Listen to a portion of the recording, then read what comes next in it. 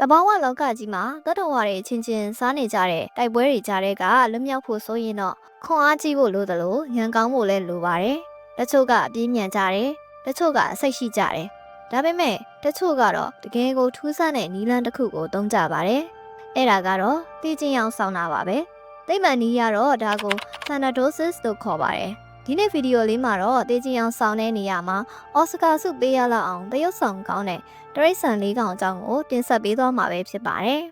။နံပါတ်1 Virginia Opossum တည်ကြအောင်ဆောင်တဲ့နေရာမှာဆရာအကြဆုံးကတော့ Opossum ဆိုတဲ့အကောင်လေးတွေပါပဲ။သူတို့ကရန်သူနဲ့တွေ့ရင်ကြောက်လန့်တကြားထွက်ပြေးတာမျိုးမဟုတ်ဘဲနဲ့ရုတ်တရက်လဲကြပြီးသူသေသွားပြီဆိုတဲ့ပုံစံမျိုးလုပ်လိုက်တာပါ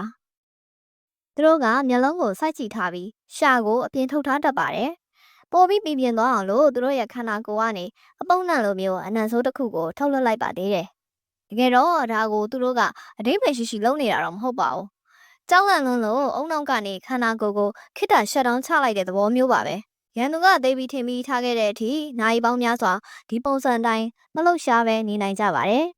။နံပါတ်2 Hognose Snake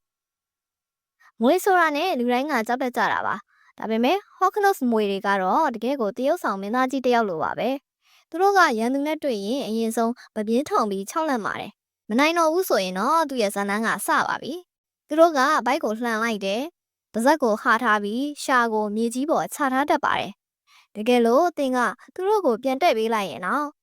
မဟုတ်ဘူးငါသိနေတာဆိုတဲ့ပုံစံမျိုးနဲ့ချက်ချင်းဘိုက်ကိုပြန်လှန်ပြတာမျိုးလုပ်တတ်ပါတယ်။ဒီတရုတ်ဆောင်ချက်ကတကယ်ကိုရည်စရာကောင်းတယ်လို့ထိရောက်မှုလည်းရှိပါတယ်။နံပါတ်3 Fire Belly Toad ဖားတွေကလည်းမခေပါဘူး။အထူးသဖြင့်ဒီလိုမျိုးခါးတွေပေါ့။သူတို့ရဲ့နီလန်းကတော့နည်းနည်းကွဲပြားပါတယ်။သူတို့ကသိကြီးအောင်ဆောင်ယုံနေမဟုတ်ဘဲနဲ့သတိပေးချက်ပါပေးတတ်တာပါ။သူတို့ကရန်သူနဲ့တွေ့ရင်ဇောက်ထိုးလှန်လိုက်ပြီးတော့သူတို့ရဲ့တောက်ပတဲ့လိမ်မော်ရောင်ဒါမှမဟုတ်အနီရောင်ဘိုက်ကိုပြလိုက်ပါတယ်။ဒါကငါ့မှာစိတ်ရှိတယ်။ငါ့ကိုစားရင်မင်းဒုက္ခရောက်မယ်လို့ပြောနေတာမျိုးပါ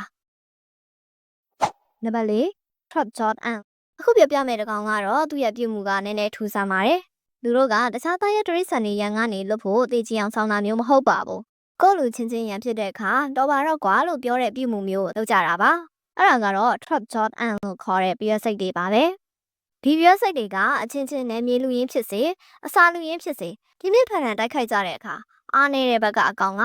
ရုတ်တရက်ခြေလက်တွေကိုကိုေးပြီးလုံးဝမလှုပ်ရှက်ပဲငြိမ်နေလိုက်ပါတယ်။ဒီစိတ်တွေရဲ့သဘာဝကလှုပ်ရှားနေတဲ့အရာတွေကိုပဲတိုက်ခတ်တတ်တာမို့လို့တစ်ဖက်ကောင်ကငြိမ်သွားတဲ့အခါတိုက်ခိုက်နေတဲ့ကောင်ကစိတ်ရှုပ်ပြီးတော့ထားခဲ့လိုက်ပါတော့တယ်။ရန်သူထွက်သွားပြီဆိုမှငြိမ်နေတဲ့အကောင်ကပြန်ထပြီးသူ့လန်းသူဆက်လျှောက်ပြီးထွက်သွားပါတော့တယ်။ဒါကအချင်းတက်ပြတ်တာကိုရှော့ချပေးတဲ့ငင်းချမ်းရေးနီးလန်းလေးတစ်ခုပါပဲ